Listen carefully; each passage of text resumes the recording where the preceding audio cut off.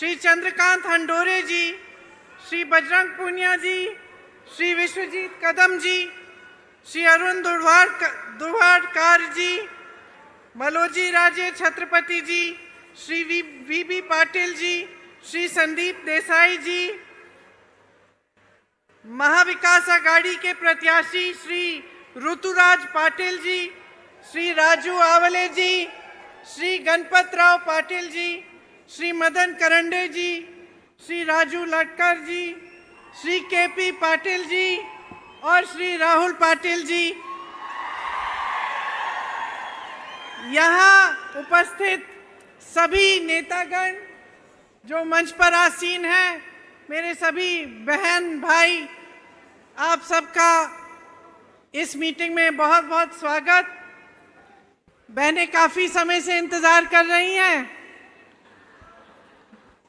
मुझे थोड़ी देर हो गई, इसके लिए मैं क्षमा चाहती हूँ।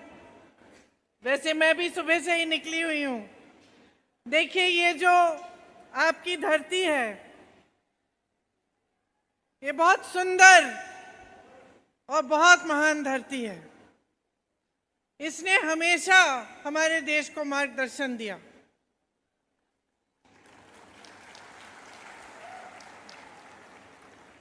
महात्मा फूले जी, साहू जी महाराज और बाबा साहेब अम्बेडकर जी की धरती है। लोक साहिर अन्ना भाऊ साठे जी की धरती है। आज़ादी की लड़ाई के इतने महापुरुष यहाँ के हैं कि एक तरह से जो भी इस देश को के प्रति, जिसके दिल में देशभक्ति है, जो भी इस देश को चाहता है, जो भी इस देश के लिए मर मिटने के लिए तैयार है, उसके लिए ये धरती पवित्र धरती है।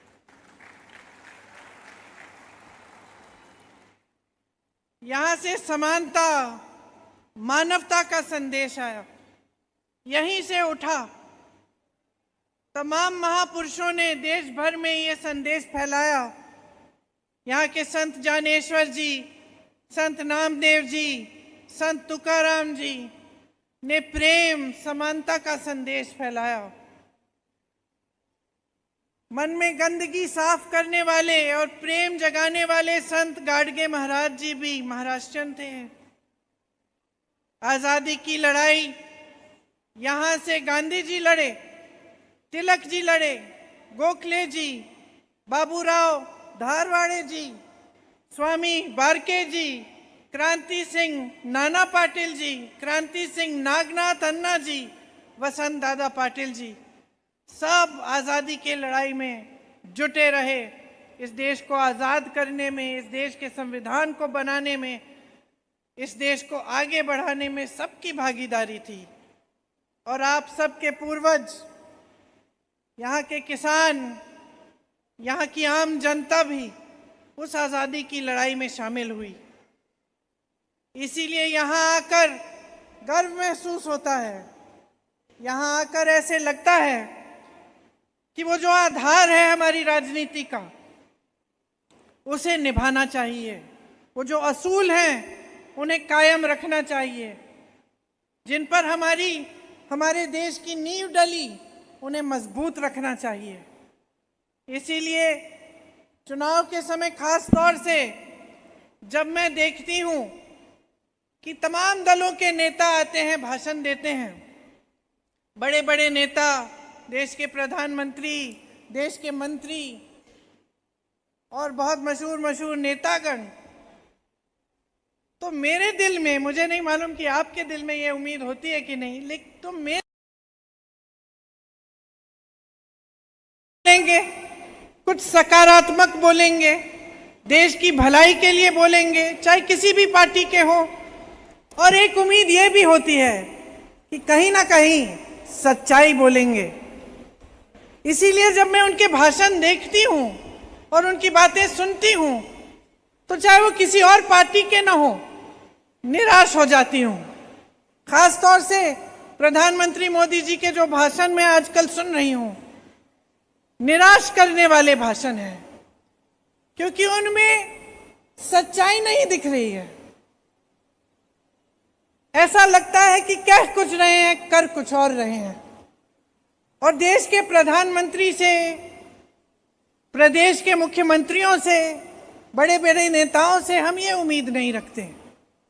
हम उम्मीद रखते हैं कि हमने इनमें अपना विश्वास डाला है तो कम से कम उस विश्वास के आधार पर, उनकी जो हमारे प्रति जिम्मेदारी बनती है उसके आधार पर वे हमें सच बोलेंगे और अच्छी सकारात्मक बातें करेंगे जिससे हमारा देश आगे बढ़े। अफसोस ये है कि महाराष्ट्र में खास तौर से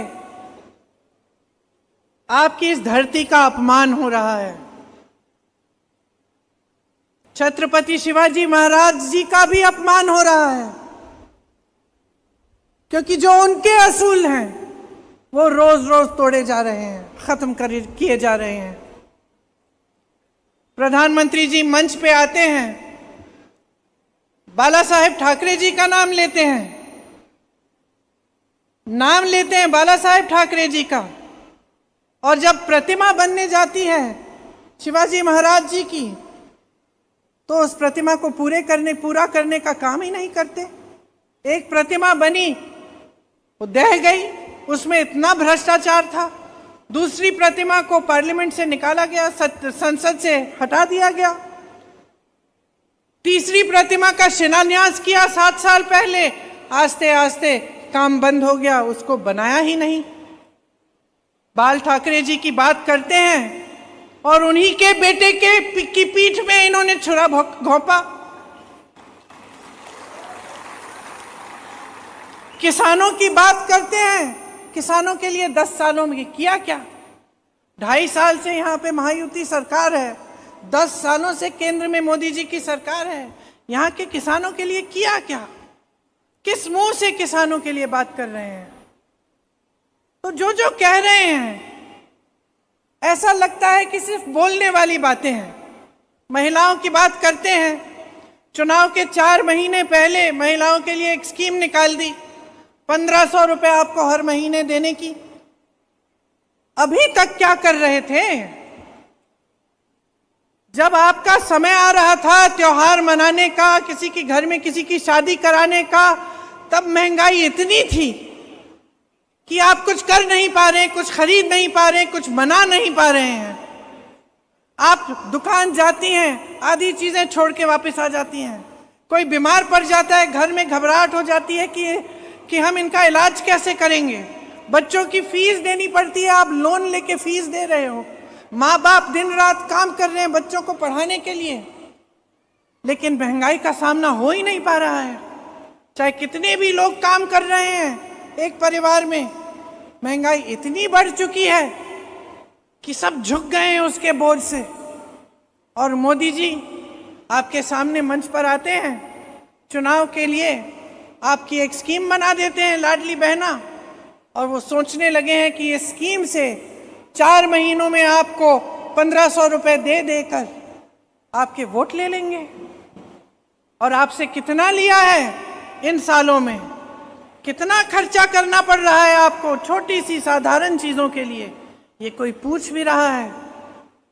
तो एक तरह से मुझे लगता है कि एक नई परंपरा शुरू कर ली है इन्होंने 10 सालों से भारत की राजनीति में, जो हमारे पूर्वजों की, हमारी आजादी की लड़ाई की, हमारे संविधान की जो परंपराएं हैं उनके विपरीत है।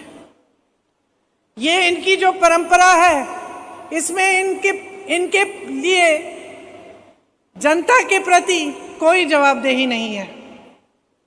कुछ भी कह सकते हैं, कुछ भी कर सकते हैं, जनता को जवाब देने की जरूरत नहीं होगी। ये बात अंदर इनके एक एक नेता के अंदर बस चुकी है, उनके दिलों में बस चुकी है। वो आज समझते हैं कि चुनाव आएगा, हम धर्म के आधार पर, जाति के आधार पर जनता को बांट देंगे, हमें वोट मिल जाएगा, हमें काम करने की जरूरत ही नहीं है। और उनके भाषणों से पता चलता है, उनके व्यवहार से पता चलता है। आज इनका एक एक नेता कभी आपके बीच नहीं आएगा।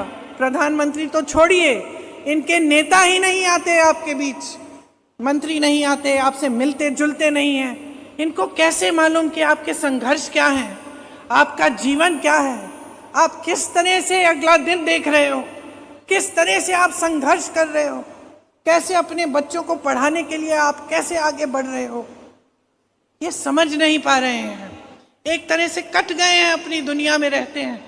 इसीलिए खास तौर से चुनाव के समय आपका ध्यान भटकाने का काम करते हैं और आपकी जो असली ज़रूरतें हैं उनके बारे में बात नहीं होती, चर्चा नहीं होती। आप सोचिए, यहाँ का किसान त्रस्त है, परेशान है। यहाँ के जो दूध उत्पादक किसान हैं उनको सही दाम नहीं मिलता। यहाँ गन्ने के किसान हैं, FRP का सही दाम मांग मांग के थक गए हैं, नहीं मिलता। किसान आज जब खेती करता है वो कमा नहीं पाता ज़्यादातर, क्योंकि हर चीज पे उसको टैक्स देना पड़ता है, हर चीज महंगी हो गई है। उसको सरकार की तरफ से समर्थन नहीं मिलता, मदद नहीं मिलती। उसी तरह से आप नौजवानों को देखो, यहाँ पे इतनी संस्थानें, इतने अच्छे अच्छे इंस्टीट्यूशंस हैं, संस्थान हैं, पढ़ाई अच्छी होती है, उसके बाद क्या होता है? रोजगार नहीं मिल रहे हैं। 2.5 लाख पद खाली पड़े हैं महाराष्ट्र में, 2.5 लाख पद खाली हैं। तमाम नौजवान बेरोजगार हैं, लेकिन वो पद भरे नहीं जा रहे हैं क्योंकि जवाबदेह नहीं रही। क्योंकि आज के नेता सोचते हैं कि आपके प्रति उन्हें कोई जवाब देने की जरूरत नहीं पड़ेगी। वो पद खाली पड़े हैं, पड़े रहने दीजिए। आप मेहनत कर रहे हैं अपने बच्चों को पढ़ाने लिखाने के लिए, ये क्या मेहनत कर रहे हैं? ये जितनी भी इंडस्ट्रीज हैं आपकी, जितनी भी बड़ी बड़ी कंपनियां हैं, यहाँ से महाराष्ट्र से निकाल के दूसरे प्रदेश में भेज रही हैं। ये है इनकी मेहनत कि सब अपने बड़े बड़े उद्योगपति मित्रों को सौंप दो, अडानी जी को दे दो सब कुछ, बंदरगाह दे दो, सड़कें दे दो, हवाई अड्डे दे दो, धारावी दे दो, सब कुछ उन्हीं को दे दो। किसान की बात होती है, कर्ज माफ करने की बात होती है, पैसे नहीं है। बड़े बड़े उद्योगपतियों के 16 लाख करोड़ रुपए माफ हो जाते हैं, आपके लिए पैसे नहीं है, आपके लिए समय भी नहीं है। नीतियां नहीं निकालेंगे आपके विकास के लिए, देश को आगे बढ़ाने के लिए, महाराष्ट्र को मजबूत करने के लिए। जहां मौका मिले वहां कमजोर किया जा रहा है। मेरे पास आंकड़े भी हैं, 10 लाख करोड़ का निवेश यहां से हटा है, 8 लाख नौकरियां महाराष्ट्र से बाहर चली गई हैं, 6000 से ज्यादा उद्योग बंद हो चुके हैं यहाँ। तो रोजगार कहां से बनाएंगे? जहां जहां से रोजगार बनता था वहां उन्होंने दबाया है जनता को। खेती से बनते थे रोजगार, आज खेती की ये स्थिति हो गई है देश भर में कि कमाई नहीं होती, तो रोजगार कैसे बनेंगे? छोटे उद्योगों से बनते थे, मीडियम उद्योगों से बनते थे, दुकानदारों से। GST करके, गलत नीतियां करके आपकी भी कमर तोड़ी है। PSUs से बनते थे रोजगार, PSUs की सब्सिडीज से आस्ते आस्ते सब अपने बड़े बड़े उद्योगपति दोस्तों को दे रहे हैं। तो रोजगार बनाने की योजना क्या है? कोई योजना नहीं है। इसलिए चुनावी मंच पर आकर आपके ध्यान भटकाने की बातें होती हैं और कुछ नहीं होता। यहाँ पे महाराष्ट्र में सेमीकंडक्टर का प्रोजेक्ट आ रहा था, हटा दिया, गुजरात गया। एयरबस का प्रोजेक्ट आ रहा था, गुजरात में डाल दिया। सैफरन का प्रोजेक्ट आ रहा था, वो भी निकाल दिया यहाँ से। बल्क ड्रग पार्क का प्रोजेक्ट आ रहा था, वो भी हटा दिया महाराष्ट्र से। चौंकने की बात तो ये है कि चुनाव खत्म भी नहीं हुआ है, मोदी जी खुद हट गए, निकल गए, देश के बाहर चले गए हैं दौरा करने के लिए। इतना भी सम्मान नहीं है कि ये चुनाव चल रहा है, प्रधानमंत्री हैं देश के, चुनाव का प्रचार खत्म करके तो जाएं। क्योंकि उनके लिए ये महत्वपूर्ण नहीं है कि आपका विकास हो, उनके लिए ये महत्वपूर्ण नहीं रहा। बहुत सत्ता में रहे हैं, 10 सालों से ज्यादा हो गए हैं अब, तो ये मनसा हो गई है, ये मानसिकता हो गई है कि बस कोई बात नहीं, हम अपना करते रहेंगे, जनता तो पूछेगी नहीं। समय आएगा तो जनता को भटका देंगे, फिर से धर्म की बात करेंगे, जाति की बात करेंगे। मुंबई में मैंने उनका भाषण देखा, मेरे भाई के बारे में कह रहे थे कि राहुल गांधी आरक्षण के खिलाफ है। पंडित नेहरू आरक्षण के खिलाफ थे। पंडित नेहरू ने तो आरक्षण शुरू किए। राहुल गांधी जी ने 4000 किलोमीटर राहुल गांधी जी कन्याकुमारी से कश्मीर तक चले पैदल, लोगों से मिलते मिलते, और मणिपुर से मुंबई तक उन्होंने यात्रा की। किस लिए? न्याय यात्रा। हर जगह यही कहा, जाति जनगणना होनी चाहिए, 50% की जो सीमा है आरक्षण पे वो हटनी चाहिए, हर जगह कहा। तो क्या सोच रहे हैं मोदी जी? क्या सोच रहे हैं मोदी जी? सोच रहे हैं कि देश देख नहीं रहा है। देश देख नहीं रहा है कि एक व्यक्ति 4000 किलोमीटर चल रहा है, उसकी यही मांग है, और आप मंच पे खड़े हो सकते हैं और कह सकते हैं कि नहीं, ये तो आरक्षण के खिलाफ है। आप संविधान की बात कर रहे हैं मंच पे खड़े होकर। और जो जनता ने सरकार चुनी महाराष्ट्र के लिए, आपने धनबल के आधार पर घूस दे देकर, हजारों करोड़ रुपए देकर उस सरकार को चोरी कर लिया, और आप संविधान की बात कर रहे हैं। आप संविधान को बचाएंगे? आप भ्रष्टाचार की बात कर रहे हैं। आपके विधायक तो बिक रहे हैं, आपने खरीदे हैं, और भ्रष्टाचार की बात कर रहे हैं। और किन पैसों से खरीदे हैं? कहां से आए ये हजारों करोड़, ये 100 करोड़ जो हम पढ़ते रहते हैं मीडिया में कि इस विधायक को इतने करोड़, उस विधायक को, कहां से आए ये पैसे? किसके पैसे हैं? आपकी हिम्मत कि आप मंच पे खड़े होकर भ्रष्टाचार की बात कर रहे हैं। आप कह रहे हैं कि दुनिया भ्रष्ट है, आप पाक हैं। सरकारें खरीद रहे हैं। महाराष्ट्र में आपने खरीदी सरकार। हमारा संविधान कहता है कि सरकार हमारी जनता चुनेगी। आप जो यहां बैठे हैं मेरे भाई बहन, आप चुनेंगे। हमारे संविधान ने आपको वोट की शक्ति दी है, आपको हक दिया है सरकार को बनाने का, सरकार को हटाने का। आप सरकार बनाते हैं, और मोदी जी ने नई परंपरा शुरू की है इस देश में कि सरकार खरीदी जा सकती है, कि सरकार इस तरह से जोड़ तोड़ करके तोड़ी जा सकती है, चोरी की जा सकती है। और ये आपको बताएंगे संविधान के बारे में, भ्रष्टाचार के बारे में, आरक्षण के बारे में। आंखें खोलिए, आंखें खोलिए। ये जितने भी नेता इस मंच पे खड़े हैं, आपने खड़ा किया है। जितने नेता इस मंच पे आज बैठे हैं, आपने बिठाया है। हम यहां नहीं हो सकते अगर आपने अपनी शक्ति हमें नहीं दी। ये जो शक्ति आप देखते हैं, ये बड़े मंच, ये लाइटें, ये सब आपकी शक्ति है। आंखें खोलिए। अपने बच्चों के लिए एक मजबूत भविष्य बनाना है तो खड़ा होना पड़ेगा, पहचानना पड़ेगा सच्चाई को। आपकी परंपरा रही है, आपके प्रदेश ने हमेशा सच्चाई को पहचाना है। बाकी देश में कुछ भी हो जाए, आपने हमेशा रास्ता दिखाया है।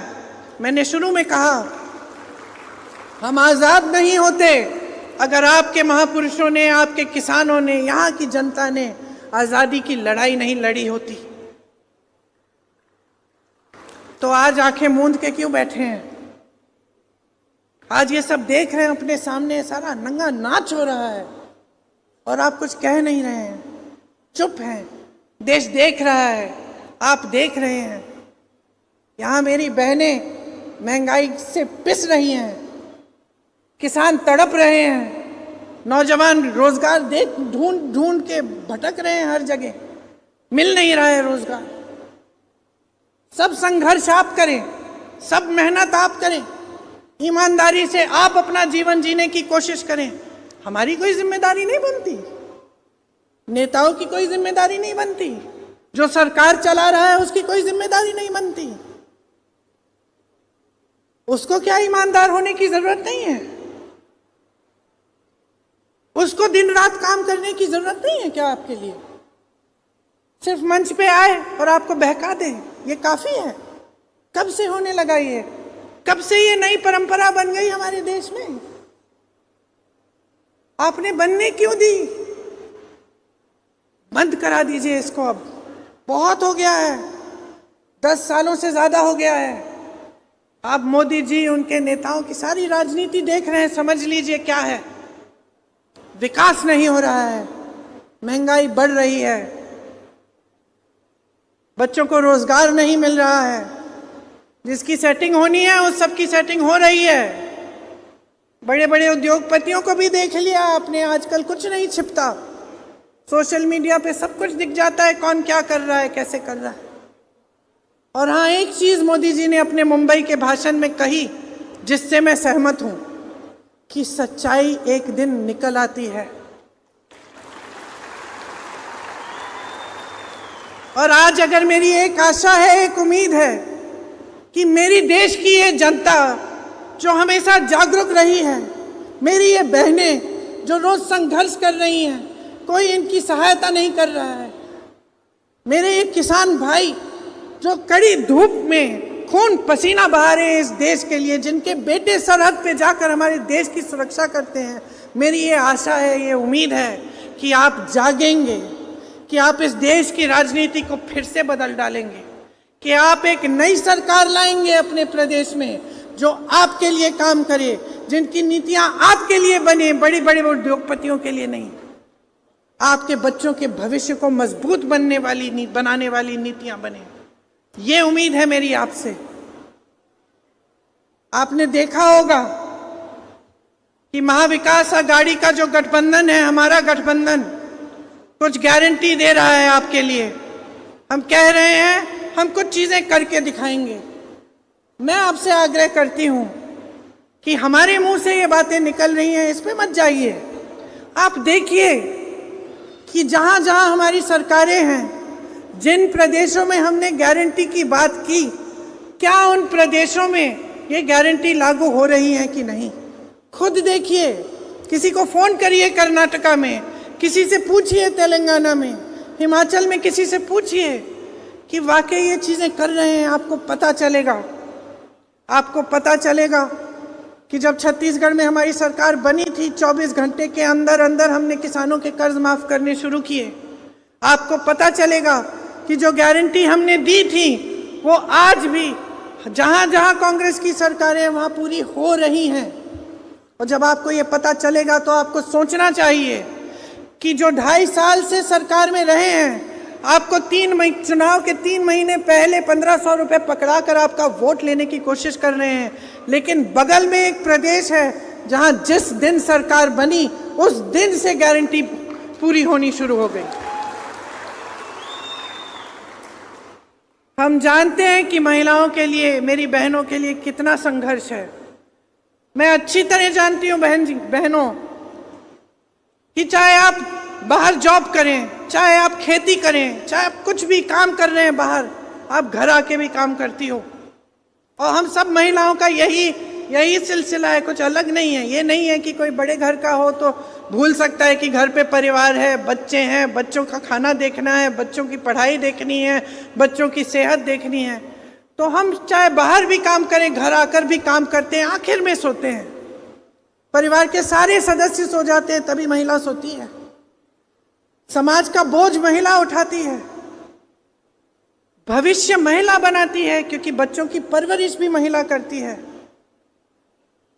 इसीलिए हमारी सोच ये है कि जो गृहस्थ महिलाएं हैं उनको 3000 रुपए प्रति माह मिलना चाहिए अपने पैरों पे खड़े होने के लिए। कुछ सहायता मिले इस महंगाई के जमाने में, ताकि कम से कम थोड़ी बहुत अपना खर्चा, अपनी जो बचत है थोड़ी बहुत कर पाएं।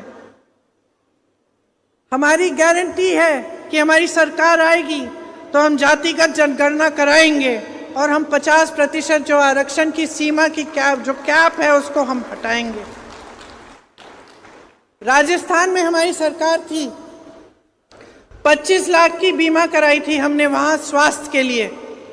25 लाख तक पूरा इलाज मुफ्त होता था। मैं कैंसर के पेशेंट से मिली, उसके आंखों में आंसू थे। कहने लगा कि दीदी मेरा सारा इलाज हो गया, मैं ठीक हो गया हूं, मैंने एक पैसा नहीं दिया, सिर्फ रजिस्ट्रेशन फॉर्म के पैसे दिए। मुझे भी गर्व हुआ, क्योंकि हम लोग काम भी इसलिए करते हैं, हमें भी गर्व तब होता है जब आपकी भलाई होती है, जब कुछ सकारात्मक कर पाते हैं। मैं फिर एक हार्ट पेशेंट से मिली, हार्ट की सर्जरी की थी, मुफ्त में हुई।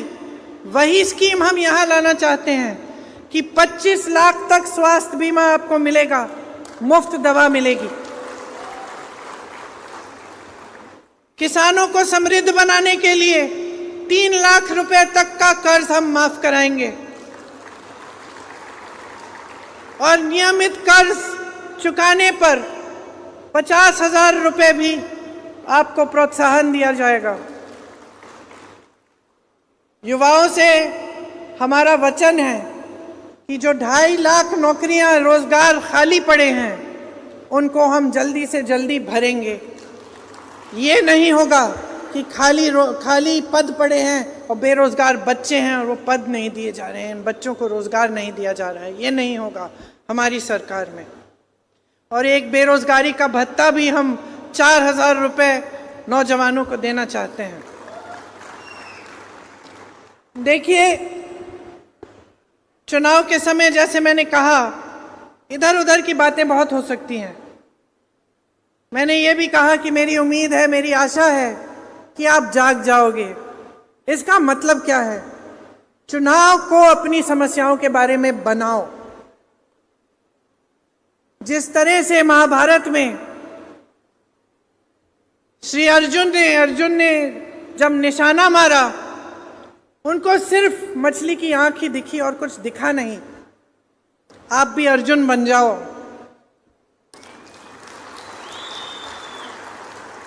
आपको सिर्फ यही दिखना चाहिए कि हमारे लिए क्या काम किया जा रहा है, सकारात्मक चीज क्या की जा रही है हमारे देश में, हमारे प्रदेश में। हमें अपने पैरों पे खड़ा करने के लिए ये सरकार क्या करने को तैयार है। क्या इन नेताओं को ये जिम्मेदारी महसूस करते हैं ये नेता कि हमारे बच्चों के भविष्य को इन्हें मजबूत करना है?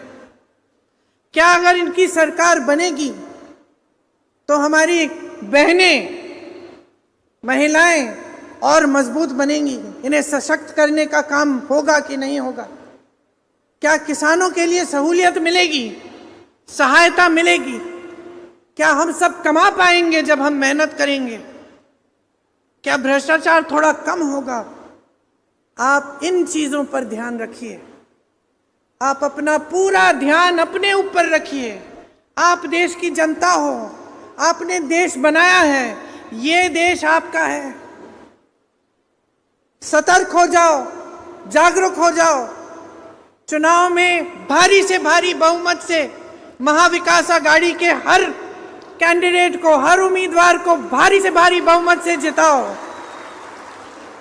ताकि कोई आपकी सरकार चोरी ना कर पाए। इस बार कोई घूस देकर विधायकों को खरीद ना पाए। असूलों पे बने सरकार, विकास के आधार पर बने सरकार। जो सरकार आप चाहते हैं वो सरकार बने। ये आपकी जिम्मेदारी है, हमारी जिम्मेदारी आपके प्रति है कि जो हम इस मंच पर कह के गए हैं उसको हम पूरा करेंगे, कि हम भी ईमानदारी से मेहनत करेंगे आपके लिए दिन रात, कि हम आपको एक ऐसी सरकार देंगे जिस पे आपको गर्व हो, जो आपके महाराष्ट्र को फिर से नई ऊंचाइयों पर पहुंचाए।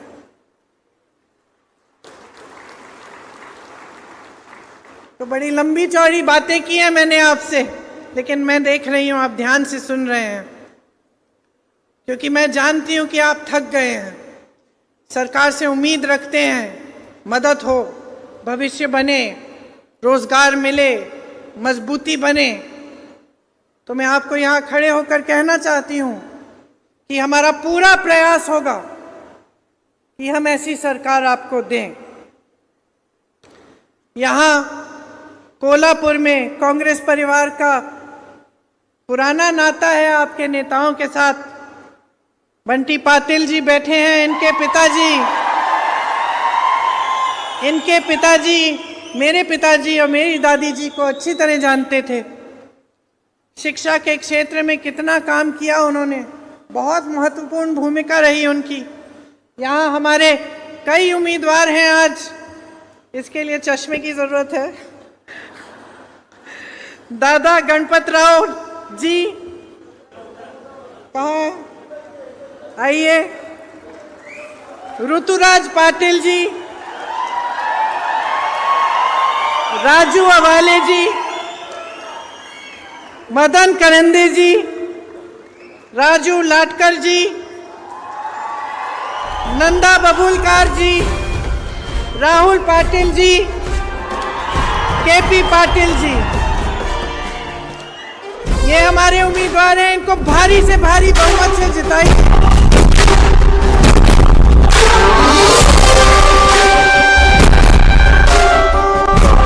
ये आपकी लड़ाई है, इस देश के संविधान की लड़ाई है, ये आपके जीवन आपके भविष्य की लड़ाई है, ये सच्चाई की लड़ाई है।